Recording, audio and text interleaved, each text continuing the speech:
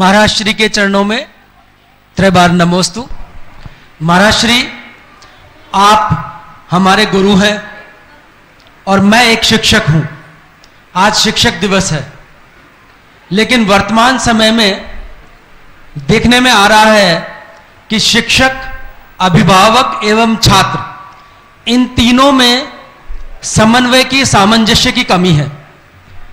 मेरा आपसे विनम्र निवेदन है, अनुरोध है कि आप शिक्षक, गुरु होकर के, गुरु होने के नाते शिक्षक, अभिभावक एवं छात्र या शिष्य के संबंधों पर, सामंजस्य पर प्रकाश डालें।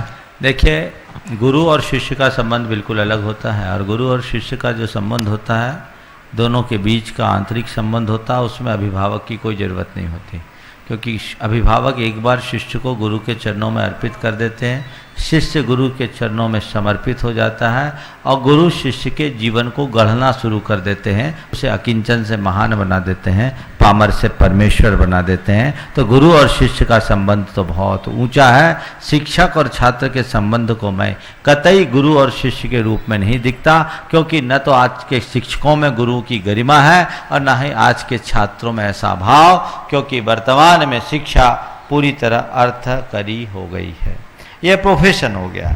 इसलिए शिक्षक है जो शिक्षाकर्मी है, शिक्षा का काम करता है, पढ़ाना सिखाने का काम करता है, अध्यापन का काम करता है। लेकिन एक अध्यापक या शिक्षक की भी बहुत बड़ी भूमिका है।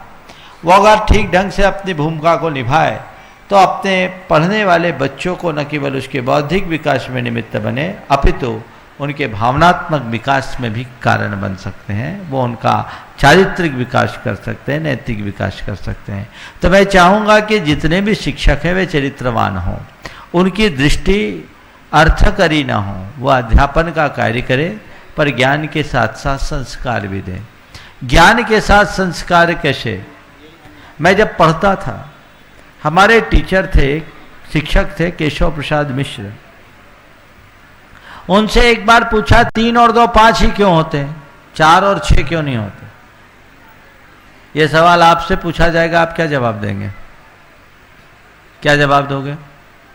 3 और 2 5 ही होते हैं। प्रमोद जी आप ही बोलो, 3 और 2 5 होते हैं, 4 या 6 क्यों नहीं होते? क्या जवाब दोगे? माइक दो भाई।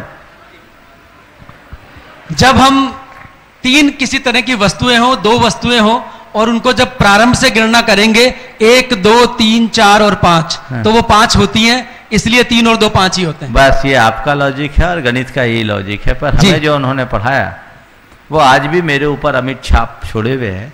उन्होंने कहा जब हम किसी से लें तो 3 और 2 5 की जगह 6 न ले लें, और किसी को दें तो 3 और 2 की जगह 4 न दें, इसलिए 3 और 2 5 होते हैं। जी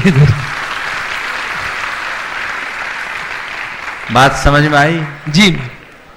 आजकल 3 5 ज्यादा होता है जी। संस्कार गढ़ना चाहिए, और जब हम संस्कार गढ़ें तो उसकी छाप पड़ती है। जो शिक्षक खुद व्यसनी हो, मद्यपायी हो, धूम्रपान करता हो, गुटखा मसाला खाता हो, या अन्य प्रकार के कदाचारों से जुड़ा हो, तो वो चाहे कि उसके छात्र पर उसका कोई असर पड़े तो शायद ये संभव नहीं। तो शिक्षक को खुद चरित्रवान बनना पड़ेगा। छात्र को चाहिए कि वह शिक्षक का बहुमान करे, क्योंकि शिक्षा कोई साधारण चीज नहीं। कुरल काव्य में लिखा है कि मनुष्य की जीती जागती 2 ही आंखें हैं, अंक और अक्षर, अन्यथा आंख के नाम पर केवल 2 छेद हैं। बहुत गहरी बात है, इसे समझिए। मनुष्य की जीती जागती केवल 2 ही आंखें, अंक और अक्षर, अन्यथा आंख के नाम पर केवल 2 छेद हैं। तो इस अंक और अक्षर को प्रदान करने वाला यदि कोई है तो शिक्षक है। तो छात्रों को सारे जीवन शिक्षक का बहुमान करना चाहिए, सम्मान करना चाहिए, तभी कुछ सीख सकते हैं। भले लौकिक ही सही, पर ज्ञान तभी मिलता है जब विनय होती। तो छात्रों में विनय का भाव होना चाहिए, और अभिभावकों को चाहिए कि वे अपने बच्चों के पढ़ाई के प्रति जागरूक रहें, तो उनके संस्कारों के प्रति भी ध्यान दे। जो पढ़ कर के आए उसे जीवन में गढ़ने का मार्ग प्रशस्त दें करें। ऐसा ना हो कि वो पढ़ करके कुछ आए और घर में उसको कुछ आप दें तो मामला उल्टा पुल्टा हो जाता है। यशपाल जैन ने एक प्रसंग लिखा कि स्कूल में बच्चा गया, शिक्षक ने पढ़ाया, सदा सत्य बोला करो। घर आया, मकान मालिक किराया वसूलने के लिए आया, पिताजी को खोजा, पूछा पिताजी कहाँ हैं। पिताजी ने बेटे ने जाकर पिता से पूछा, पिताजी बाहर एक सज्जन आए हैं, आपसे मिलना चाहते, क्या करूं? कह दो घर पर नहीं। दूसरे दिन बच्चा स्कूल गया और उसे पढ़ाया गया, सब जीवों से प्रेम करो। घर आया, देखा किसी बात पर उसकी माँ और पिता आपस में झगड़ रहे थे। तीसरे दिन स्कूल भेजा गया और स्कूल में पढ़ाया गया, सब जीवों पर दया करो।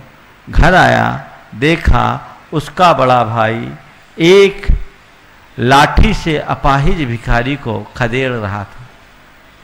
चौथे दिन उसे स्कूल जाने के लिए कहा गया तो बेटे ने अपने पिता से कहा, पिताजी मैं स्कूल नहीं जाऊंगा।